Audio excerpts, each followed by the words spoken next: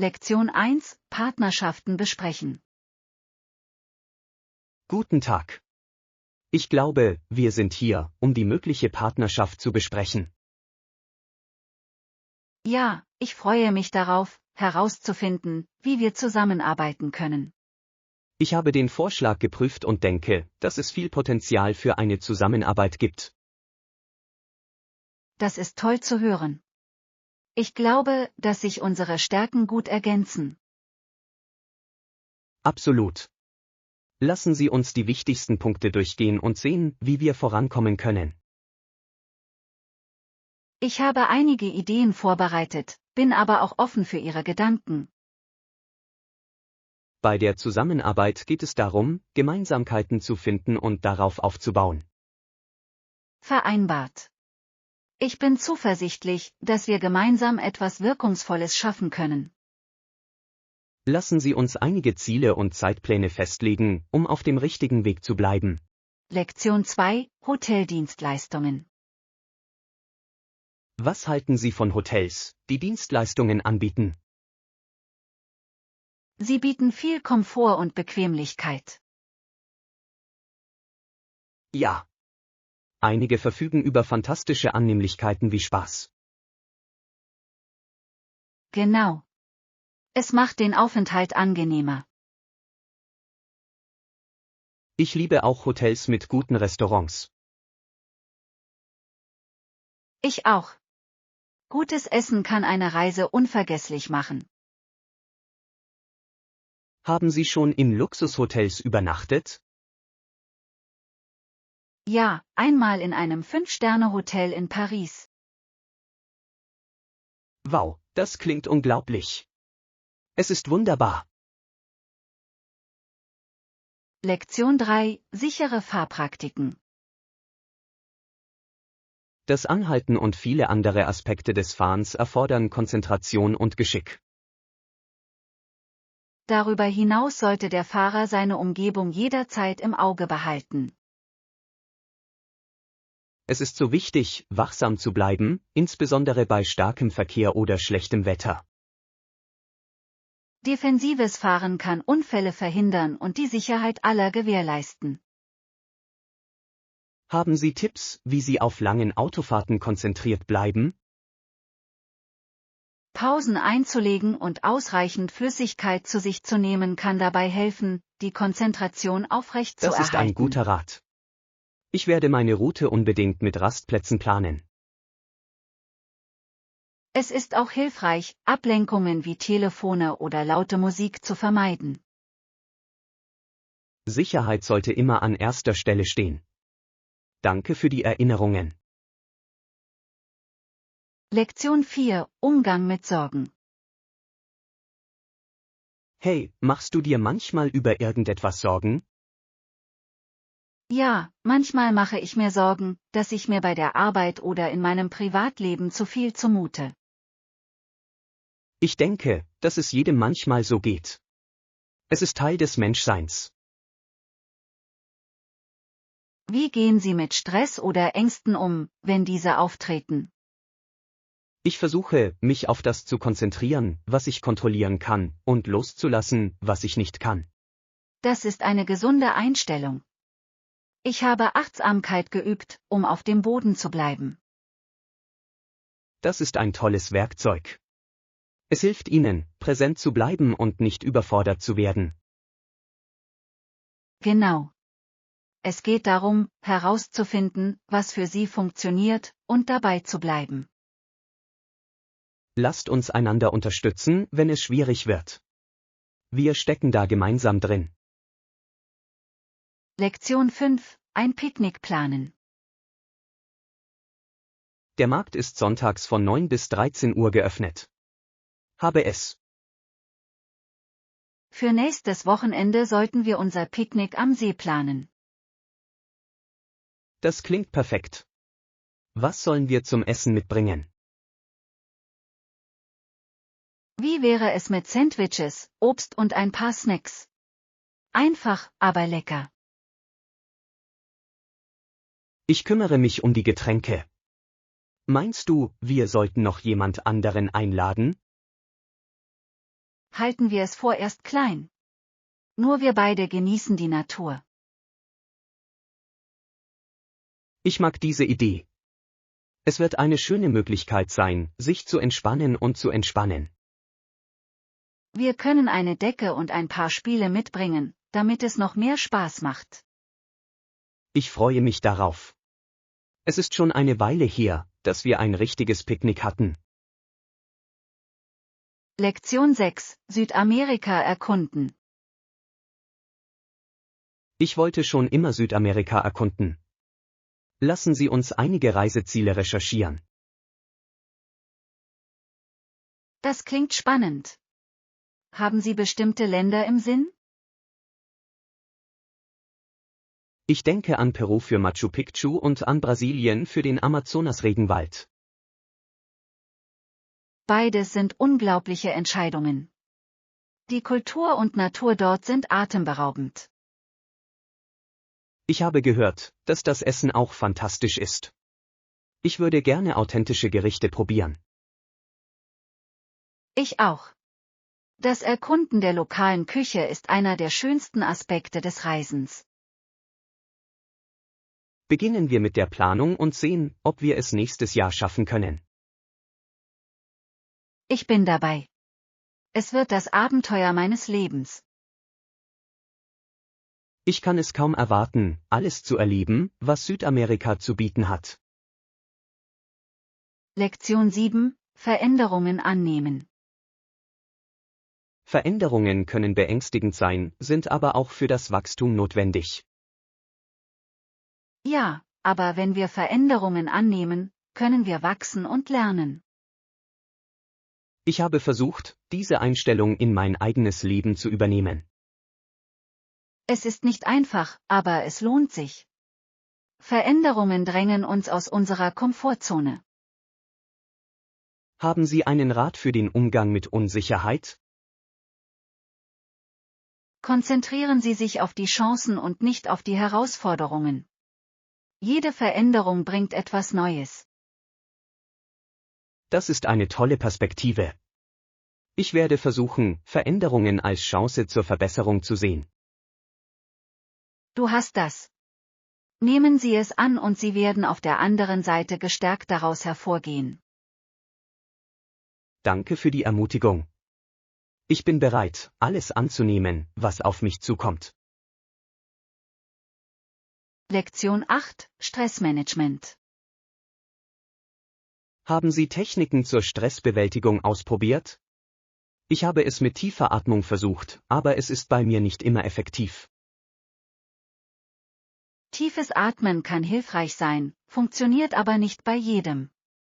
Haben Sie über Meditation oder Yoga nachgedacht? Ich habe darüber nachgedacht, bin mir aber nicht sicher, wo ich anfangen soll. Habt ihr irgendwelche Tipps? Es gibt viele geführte Meditations-Apps, die Ihnen den Einstieg erleichtern können. Sie sind anfängerfreundlich und leicht zu befolgen. Das klingt nach einer guten Idee. Ich werde es versuchen. Wie sieht es mit körperlicher Aktivität aus? Hilft das bei Stress? Absolut. Sport setzt Endorphine frei, die Ihre Stimmung verbessern und Stress reduzieren können. Ich werde versuchen, ein paar leichte Trainingseinheiten in meine Routine zu integrieren. Danke für die Vorschläge. Kein Problem. Es geht darum herauszufinden, was für Sie am besten funktioniert. Ich bin bereit, meinen Stress in den Griff zu bekommen und mich ausgeglichener zu fühlen. Lektion 9: Durch Technologie verbinden. Die Technologie hat es möglich gemacht, im Handumdrehen mit Menschen aus der ganzen Welt in Kontakt zu treten. Darüber hinaus hat die Technologie auch die Art und Weise verändert, wie wir lernen, arbeiten und uns sogar unterhalten. Es ist erstaunlich, wie viel sich in so kurzer Zeit verändert hat. Glauben Sie, dass es das Leben einfacher oder komplizierter gemacht hat? Ein bisschen von beidem. Es ist zwar praktisch, kann aber bei so vielen verfügbaren Informationen auch überwältigend sein. Das stimmt. Es ist wichtig, ein Gleichgewicht zu finden und nicht zuzulassen, dass die Technologie unser Leben übernimmt. Vereinbart. Das Setzen von Grenzen, wie zum Beispiel bildschirmfreie Zeit, kann dabei helfen, dieses Gleichgewicht aufrechtzuerhalten. Ich habe versucht, meine Nutzung sozialer Medien einzuschränken, und es hat einen großen Unterschied gemacht. Das ist ein toller Schritt. Technologie ist ein Werkzeug, und es liegt an uns, es mit Bedacht einzusetzen. Lassen Sie uns die Vorteile optimal nutzen und uns gleichzeitig seiner Auswirkungen bewusst sein. Lektion 10. Schnell etwas essen. Perfekt.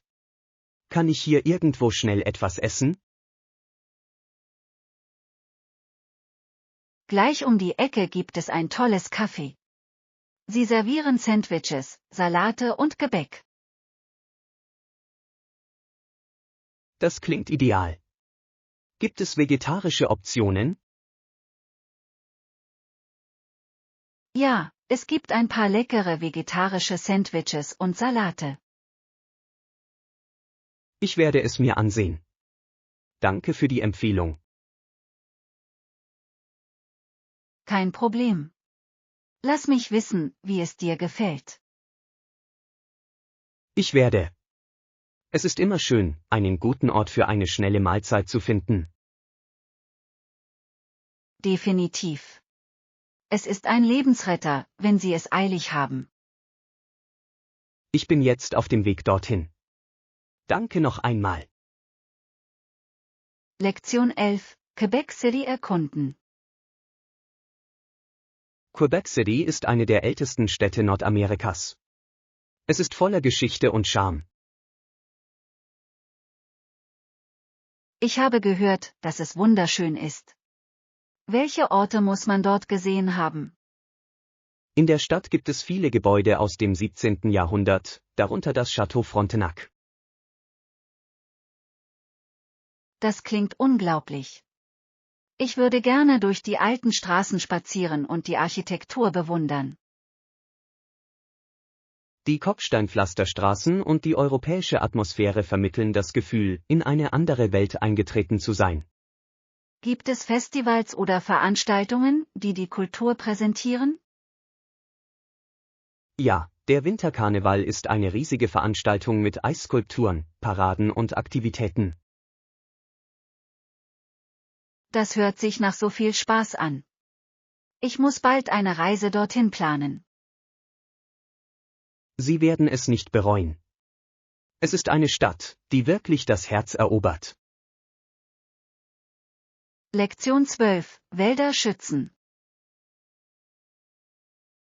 Die Wälder sind so wichtig, nicht nur für uns, sondern auch für zukünftige Generationen von Menschen. Absolut. Wir müssen sie schützen, um sicherzustellen, dass sie auch in den kommenden Jahren erhalten bleiben. Glauben Sie, dass Wiederaufforstungsbemühungen einen Unterschied machen? Das stimmt, aber es geht auch darum, die Entwaldung zu reduzieren und nachhaltige Praktiken zu fördern. Ich habe versucht, Marken zu unterstützen, die umweltfreundliche Materialien und Praktiken verwenden. Das ist eine großartige Möglichkeit, einen Beitrag zu leisten. Jede kleine Aktion hilft. Es ist auch wichtig, andere über die Bedeutung der Wälder aufzuklären. Vereinbart. Bewusstsein ist der erste Schritt zur Veränderung. Tragen wir unseren Teil dazu bei, diese Naturschätze zu schützen. Lektion 13. Historische Entdecker. Nach Pizarros Eroberungen traf einer seiner Kapitäne aus Peru und Ecuador ein. Das ist faszinierend. Sind Sie auf Widerstand oder Herausforderungen gestoßen? Ja, die Reise war voller Schwierigkeiten, aber sie waren entschlossen, ihre Reichweite zu erweitern. Es ist erstaunlich, wie Entdecker mit begrenzten Ressourcen unbekannte Gebiete bereisten. Dann kam der deutsche Federmann aus Venezuela und fügte der Geschichte eine weitere Ebene hinzu. Die Geschichte ist voller unglaublicher Geschichten über Erkundungen und Entdeckungen. Es lässt Sie den Mut und die Widerstandskraft dieser frühen Abenteurer schätzen. Absolut. Ihre Reisen haben die Welt, in der wir heute leben, geprägt. Hoffen wir, dass Ihre Geschichten auch künftige Generationen inspirieren. Lektion 14: Hobbys und Interessen. Ich spiele gerne Fußball und male. Es ist eine großartige Möglichkeit, abzuschalten und mich auszudrücken. Das ist großartig. Wie oft spielst du Fußball oder malst du? Ich versuche, mindestens einmal pro Woche mit Freunden Fußball zu spielen und male, wann immer ich Freizeit habe. Das ist eine schöne Balance. Haben Sie ein Lieblingsmotiv zum Malen? Ich liebe es, Landschaften zu malen. Es hat etwas Beruhigendes, die Natur auf Leinwand einzufangen. Das klingt wunderschön. Haben Sie jemals darüber nachgedacht, Ihre Arbeit zu präsentieren? Ich habe darüber nachgedacht, aber ich bin immer noch dabei, mein Selbstvertrauen als Künstler aufzubauen. Du solltest es versuchen. Das Teilen Ihrer Kunst kann eine lohnende Erfahrung sein. Danke für die Ermutigung. Vielleicht fange ich klein an und schaue, wie es läuft. Lektion 15: Zurücktreten. Ich bin dankbar, dass ich die öffentlichen Angelegenheiten nun ganz aufgegeben und meine Bürde abgelegt habe. Das ist eine große Entscheidung. Wie fühlst du dich jetzt, wo du zurückgetreten bist?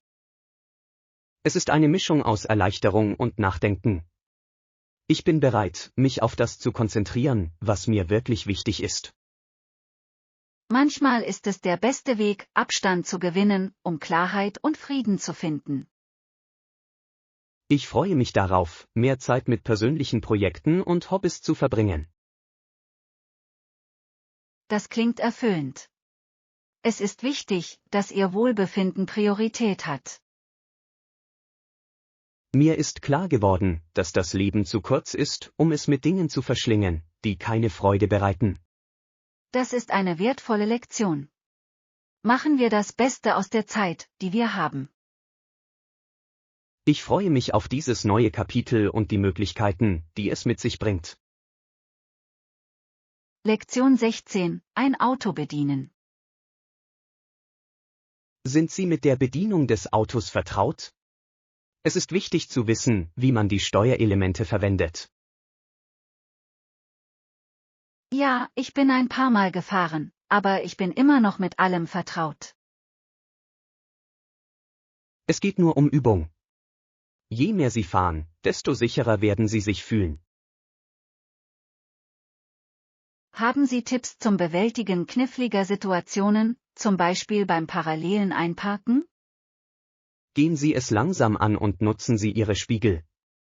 Es ist in Ordnung, mehrmals Anpassungen vorzunehmen, bis Sie es richtig hinbekommen. Das ist beruhigend. Ich werde so lange üben, bis es mir zur zweiten Natur wird. Denken Sie daran, dass jeder Fahrer irgendwann einmal ein Anfänger war. Du wirst dort ankommen. Danke für die Ermutigung. Ich bin entschlossen, mich zu verbessern. Lassen Sie es mich wissen, wenn Sie jemals eine Probefahrt machen möchten. Ich helfe Ihnen gerne weiter. Lektion 17: Ethische Praktiken. Nike hat sich in vielen Fällen darum bemüht, bessere Arbeitsbedingungen für Menschen in unterentwickelten Ländern zu schaffen. Das ist ein Schritt in die richtige Richtung. Ethische Praktiken sind in der heutigen Welt so wichtig. Es ist ermutigend zu sehen, wie große Marken Verantwortung übernehmen und positive Veränderungen bewirken. Glauben Sie, dass andere Unternehmen Ihrem Beispiel folgen werden? Ich hoffe es. Die Nachfrage der Verbraucher nach Transparenz und Fairness wächst. Es liegt an uns, Marken zu unterstützen, die ethischen Praktiken Priorität einräumen. Absolut. Jeder Kauf, den wir tätigen, ist eine Stimme für die Welt, in der wir leben wollen. Lassen Sie uns weiterhin das Bewusstsein schärfen und Unternehmen zur Verantwortung ziehen. Gemeinsam können wir bedeutende Veränderungen in der Branche vorantreiben. Lektion 18: Künstler der Renaissance. Michelangelo und Leonardo da Vinci lebten beide um das Jahr 1500 in Italien. Das ist eine so aufregende Zeit in der Geschichte. Ihre Arbeit hat Kunst und Kultur nachhaltig geprägt. Es ist erstaunlich, wie ihre Kreativität und Innovation auch heute noch Menschen inspirieren. Haben Sie ein Lieblingsstück eines der beiden Künstler? Ich liebe Michelangelos David und Leonardos Mona Lisa. Sie sind zeitlose Meisterwerke. Das ist eine Ikone. Es ist unglaublich, wie viele Details und Emotionen sie eingefangen haben. Die Renaissance war ein goldenes Zeitalter der Kunst, Wissenschaft und Forschung. Es ist eine Erinnerung daran, was Menschen erreichen können, wenn Kreativität und Neugier gefördert werden. Hoffen wir, dass zukünftige Generationen weiterhin von ihrem Erbe inspiriert werden. Lektion 19: Meilensteine feiern.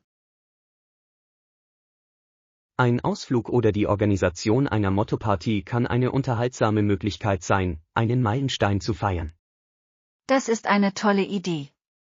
Es ist wichtig, besondere Momente im Leben zu markieren. Haben Sie bevorstehende Meilensteine, die Sie feiern möchten? Mein Geburtstag steht vor der Tür und ich denke darüber nach, ein kleines Treffen mit Freunden zu veranstalten. Das hört sich wunderbar an. Über welches Thema denken Sie nach? Vielleicht eine Retro-80er-Jahre-Party. Es wird Spaß machen, sich zu verkleiden und diese Ära noch einmal zu erleben. Das ist eine fantastische Idee. Es wird mit Sicherheit ein unvergesslicher Abend. Ich freue mich darauf, es zu planen. Mit den Liebsten zu feiern macht alles zu etwas Besonderem. Lassen Sie mich wissen, wenn Sie bei irgendetwas Hilfe benötigen. Ich helfe gerne dabei. Lektion 20: Dankbarkeit für das Leben. Ich bin immer dankbar für ein weiteres Lebensjahr. Geburtstage erinnern uns an die Segnungen, die wir haben. Ich auch. Es ist eine Zeit, über die Menschen und Erfahrungen nachzudenken und sie zu schätzen, die uns prägen. Haben Sie Geburtstagstraditionen oder Rituale? Ich schreibe gerne Dinge auf, für die ich dankbar bin, und setze mir Ziele für das kommende Jahr. Das ist eine schöne Art zu feiern. Es geht um Wachstum und Dankbarkeit. Genau. Es geht nicht nur um Geschenke, sondern auch um die Anwesenheit geliebter Menschen. Machen wir jeden Geburtstag zu einer Feier des Lebens und all seiner Möglichkeiten. Vereinbart. Auf viele weitere Jahre voller Freude, Liebe und Abenteuer. Ein Hoch darauf. Das Leben ist ein Geschenk und jedes Jahr ist ein neues Kapitel. Lektion 21: Journaling-Reise. Absolut. Ich bin gespannt, wohin mich diese Journaling-Reise in den kommenden Monaten führen wird. Das ist wunderbar. Journaling kann ein wirkungsvolles Werkzeug zur Selbstreflexion und zum Wachstum sein. Ich habe bereits gemerkt, wie es mir hilft, meine Gedanken und Gefühle zu verarbeiten. Es ist erstaunlich, wie der Umgang mit Stift und Papier Klarheit und Frieden bringen kann. Haben Sie Tipps, wie Sie beim Journaling konsequent bleiben? Versuchen Sie, es zur täglichen Gewohnheit zu machen, auch wenn es nur ein paar Sätze sind. Konsistenz ist der Schlüssel. Das werde ich mir merken. Ich bin fest entschlossen, dies zu einer regelmäßigen Praxis zu machen. Du hast das. Jeder Eintrag ist ein Schritt, um sich selbst besser zu verstehen. Danke für die Ermutigung. Ich bin bereit, diese Reise voll und ganz anzunehmen. Lektion 22, Waldabenteuer. Ich habe gehört, dass der nahegelegene Wald ein fantastisches Wandergebiet ist. Waren Sie schon einmal dort? Nein, aber ich wollte es schon immer erkunden. Die Vorstellung, von der Natur umgeben zu sein, klingt wunderbar. Das ist es wirklich. Der Wald hat diese erstaunlichen Wanderwege und die Geräusche der Vögel und das Rascheln der Blätter wirken so beruhigend. Das klingt nach der perfekten Flucht aus dem Stadtlärm. Wir sollten auf jeden Fall bald einen Ausflug dorthin planen. Absolut. Wir könnten ein paar Snacks einpacken, eine Kamera mitbringen und einen Tag daraus machen. Ich liebe diese Idee. Vielleicht könnten wir sogar ein paar Freunde einladen, sich uns anzuschließen. Toller Gedanke. Das Teilen der Erfahrung würde es noch unvergesslicher machen. Lassen Sie uns das Wetter überprüfen und einen Termin festlegen. Ich bin schon gespannt darauf. Ich auch. Das wird ein Abenteuer, das wir nicht vergessen werden. Lektion 23, Stereotypen brechen. Manchmal habe ich das Gefühl, dass wir anfangen müssen, über bestimmte Dinge etwas weniger stereotyp zu denken. Ich stimme voll und ganz zu. Es ist leicht, in diese Muster zu verfallen, aber es schränkt unsere Perspektive ein. Genau. Beispielsweise wird oft davon ausgegangen, dass bestimmte Jobs nur für ein Geschlecht gelten, was nicht fair ist. Wahr. Es ist wichtig, diese Annahmen zu hinterfragen und jeden zu ermutigen, seinen Leidenschaften nachzugehen. Das ist eine großartige Nachricht. Es geht darum, Barrieren zu überwinden und Chancen für alle zu schaffen. Allerdings ist es nicht immer einfach. Manche Menschen sträuben sich gegen Veränderungen, aber das bedeutet nicht, dass wir aufhören sollten, es zu versuchen. Sie haben recht. Selbst kleine Schritte können im Laufe der Zeit einen großen Unterschied machen.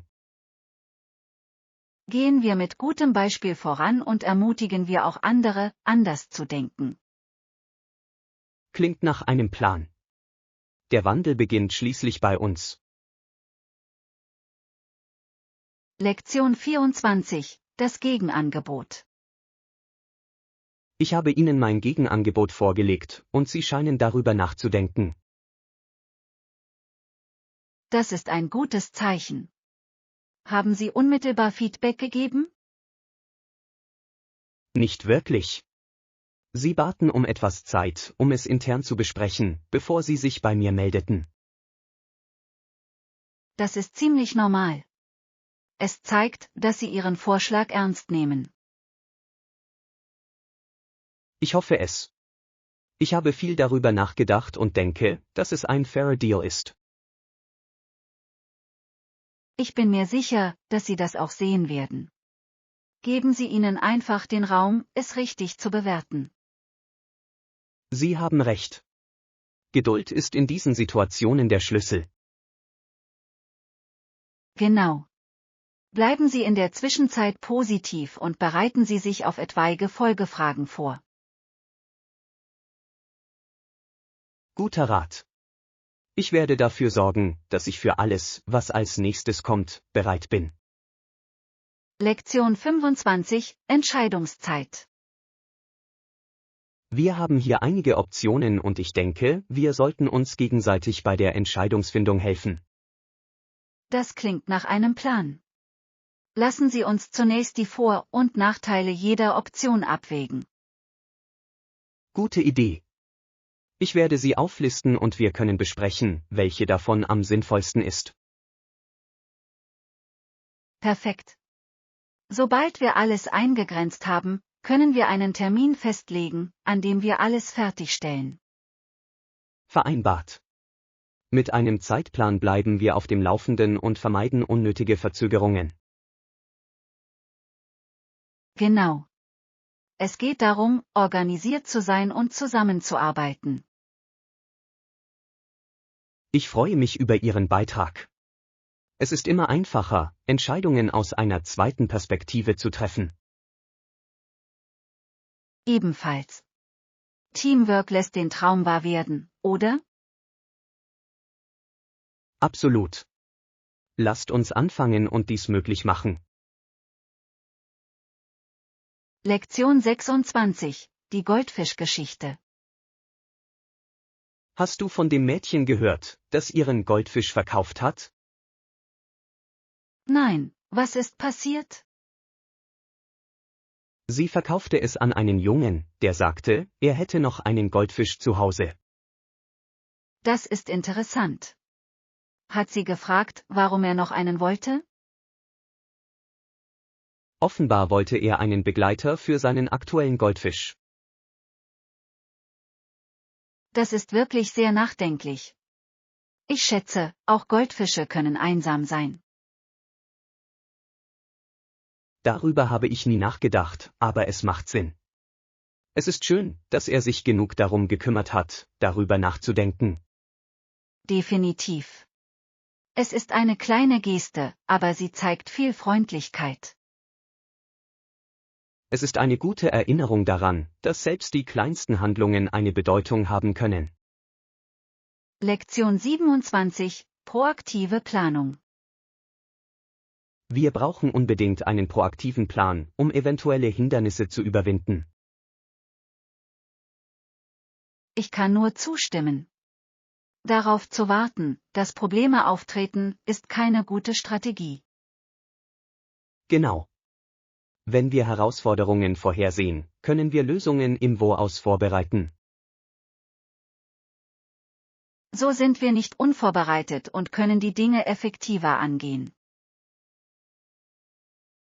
Es geht darum, immer einen Schritt voraus zu sein. Lassen Sie uns über potenzielle Probleme nachdenken und überlegen, wie wir sie angehen können. Tolle Idee. Je besser wir vorbereitet sind, desto reibungsloser wird alles verlaufen. Außerdem gibt es uns mehr Selbstvertrauen für die Zukunft. Absolut. Ein solider Plan ist die Grundlage des Erfolgs. Fangen wir an und stellen wir sicher, dass wir auf alles vorbereitet sind. Lektion 28, finanzielle Ziele. Das macht Sinn. Wie setze ich jedoch erreichbare finanzielle Ziele? Machen Sie zunächst konkret, was Sie erreichen möchten. Zum Beispiel für ein Haus sparen oder Schulden abbezahlen. Okay, ein klares Ziel zu haben ist der erste Schritt. Was kommt als nächstes?